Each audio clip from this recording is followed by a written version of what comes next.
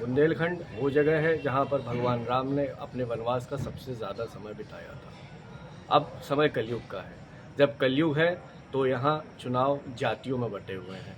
कोई किसी पक्ष की बात करता है, कोई किसी पक्ष की बात करता है। लेकिन सच ये है कि बुंदेलखंड के लोगों के मुद्दे कहाँ हैं। आइए इस विषय पर हम बुंदेलखंड के लोगों से बात करते हैं।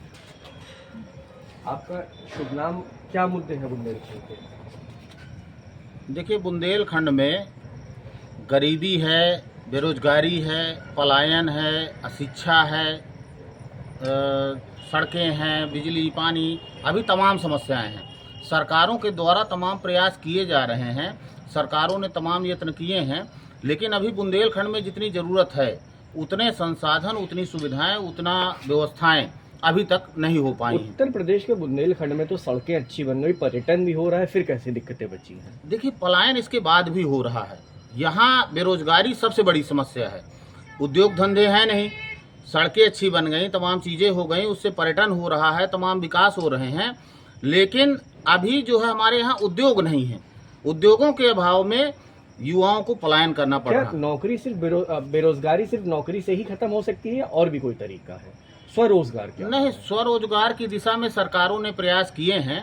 तमाम स्किल डेवलपमेंट के तमाम प्रोजेक्ट चल रहे हैं, तमाम कार्य हो रहे हैं, लेकिन वो अभी कार्य रूप में, मतलब उससे किसी को भी रोजगार मिल गया हो या कोई रोजगार कर रहे हो, अभी ऐसे लोग कम हैं।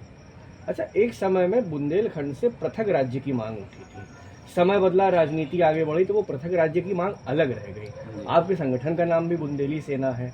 आगे क्या कर रहे हैं आप लोग? देखिए, पृथक बुंदेलखंड राज्य की लड़ाई सड़कों से होकर सदन तक पहुंच चुकी है। अब ये दिल्ली दरबार का मुद्दा है। रेल रोको हुआ, चक्का जाम हुआ, तमाम आंदोलन हुए, प्रदर्शन हुए, जेल गए, ट्रेनें रोकी गई, बसें रोकी गई, तमाम चीज़ें हुई। इसके बाद लखनऊ में, मतलब विधानसभा में, बसपा सरकार में बहन जी ने इसको कैबिनेट से पास भी किया।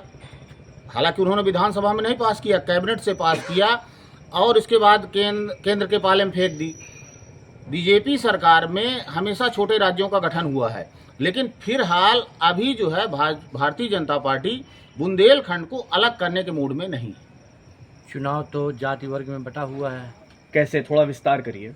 विस्तार की अब जैसे पटेल समाज है तो इस टाइम पे मौजूदा हालत में आर के सिंह पटेल जी सांसद है, उन्हीं को भाजपा ने टिकट दिया दोबारा।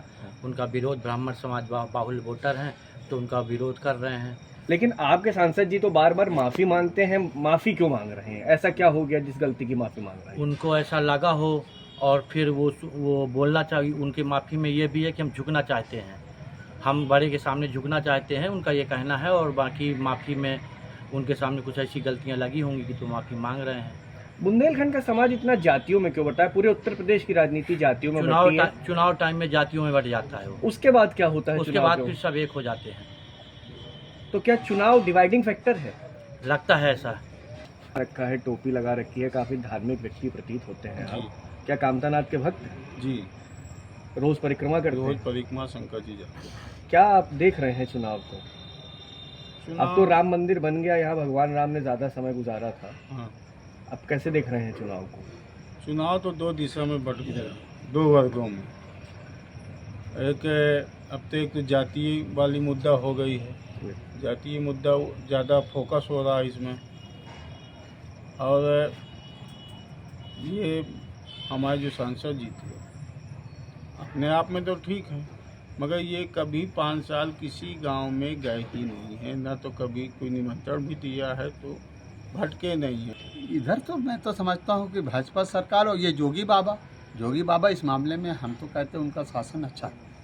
अभी भी हम लोग जब भी मिले थे 17 में, तो हमने कहा कि यहाँ व्यापार कम है। उन्होंने हम लोग की मीटिंग ली थी, तो हमने कहा महाराज जी व्यापार क्यों हो, जब यहाँ जगह जगह फिरौती होती है, सब सारे व्यापारी भागे जा रहे हैं। तब उन्होंने कहा था कि उस समय दीजिए, यहाँ हम डकैत मुक्त कर देंगे। वो बात हम डंके की चोट में कहते हैं, न कोई डकैत बनना चाहता है, न डकैत यहाँ बचे हैं और न रहेंगे। किसी पार्टी को वोट देने के लिए अब कोई फरमान नहीं है कहीं, सब लोग फ्री हैं, स्वतंत्र हैं, बिहार के भी और शहर के भी। आखिरी बार फरमान कब जारी हुआ था? आपकी याददाश्त में?